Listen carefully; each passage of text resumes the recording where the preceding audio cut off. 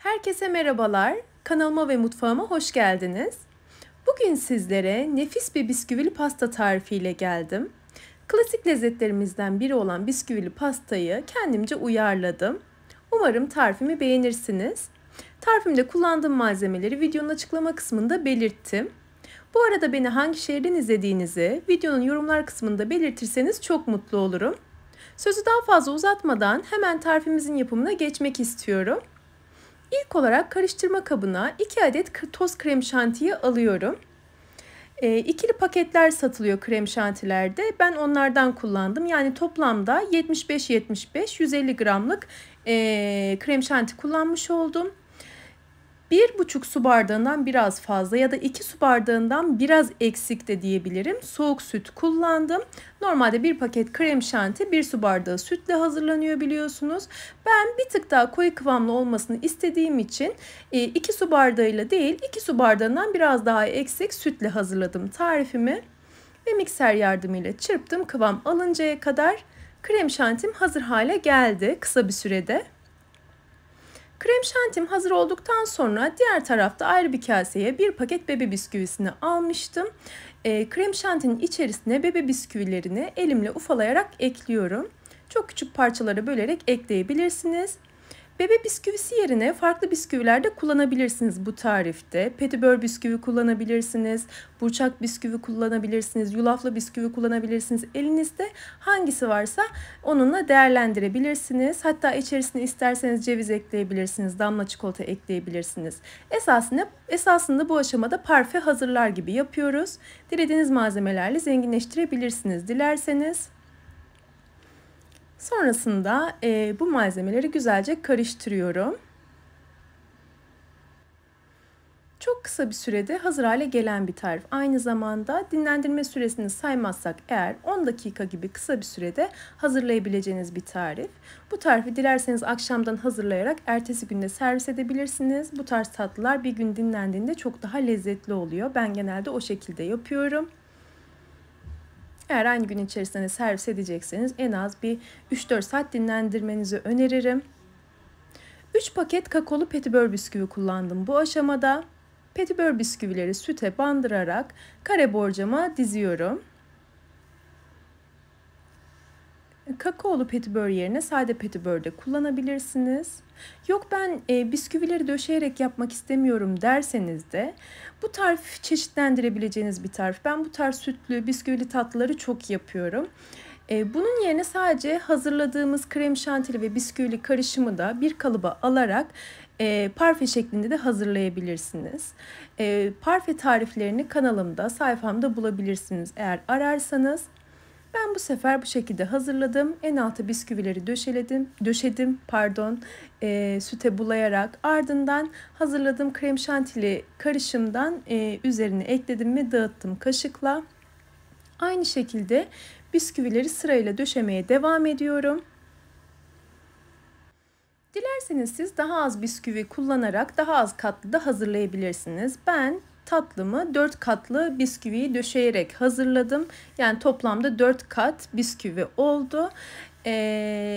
Dilerseniz 3 kat bisküvi aralara da daha bol krema kullanarak da hazırlayabilirsiniz.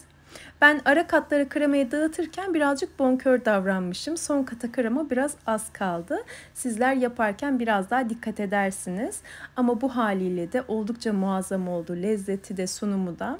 Son halini görünce zaten bana hak vereceksiniz. Şimdi 3. katı döşüyorum. Buraları hızlandırıyorum, kısa kesiyorum sıkılmamanız adına. Bisküvileri döşedikten sonra ardından tekrar kremayı ekliyorum. Onu da dağıtıyorum ve son kat bisküvileri döşemek üzere kabıma alıyorum, borcama alıyorum. Bunlar son kat bisküvilerim. Onlar biraz paketin dibinde kaldığından hafif kırıklar vardı.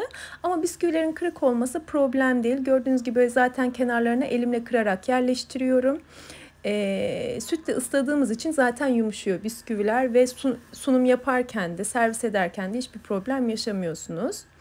Dilimlerken göreceksiniz birazdan. Son kat kremayı da dağıttım. Dediğim gibi sonuncu kattaki krema birazcık az geldi. Ama yeterli de oldu.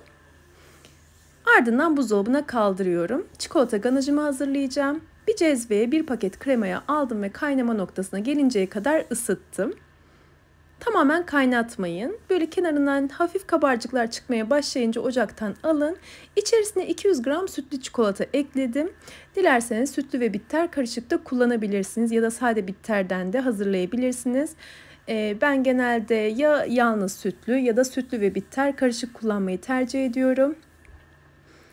Birazcık bekleyince zaten çikolata hemen eriyor. Cezve sıcak olduğu için, krema da biraz sıcak olduğu için ve karıştırarak ganajımı hazır hale getiriyorum ve soğumaya bırakıyorum.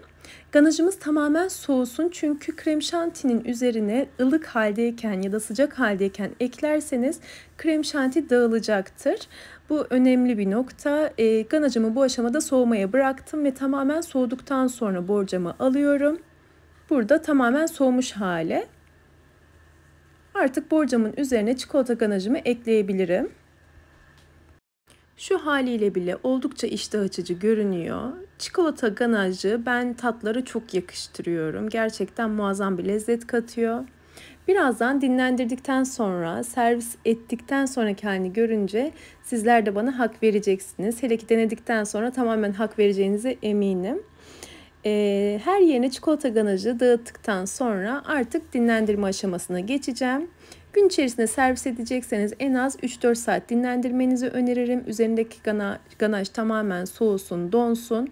Buzdolabında dinlendiriyoruz bu arada. Az önce de belirttiğim gibi genelde ben akşamdan hazırlayıp ertesi gün servis etmeyi tercih ediyorum. Çok daha pratik geliyor. Çocuk uyuduktan sonra hazırlamak, ertesi güne de hazır bir tatlının olması gerçekten çok güzel oluyor. Ben dilimlerken bıçağın her darbesinden sonra peçeteyle bıçağı temizledim biraz ki alt kısımdaki beyaz kısımlar üste çıkmasın.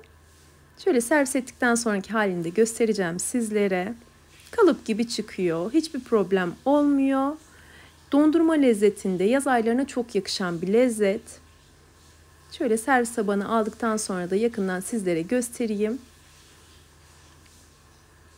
Umarım tarifimi denersiniz ve beğenirsiniz. Eğer tarifimi buraya kadar izlediyseniz ve beğendiyseniz aşağıda yer alan beğen butonuna tıklarsanız çok mutlu olurum.